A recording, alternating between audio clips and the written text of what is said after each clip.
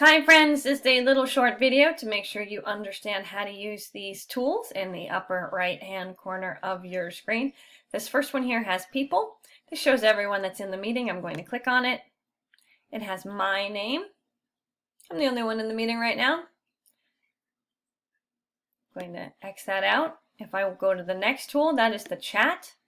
We've talked about that. You can use that for a quick hi. I love that. And I could even make it for someone in particular. I could say, I love that at Braden. He said something really cool. Let's see, I'm gonna click out of the chat.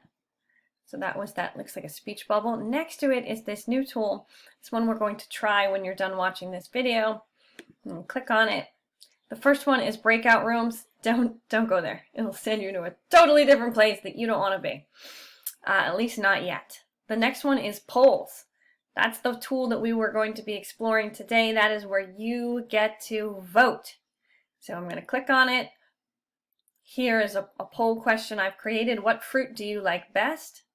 Okay, you would get to click. There'd be a little circle on your screen for your vote, and then you would hit a submit button. My screen looks a tiny bit different because I'm the one writing the question. Please do not write questions yet. You will get a turn to do that.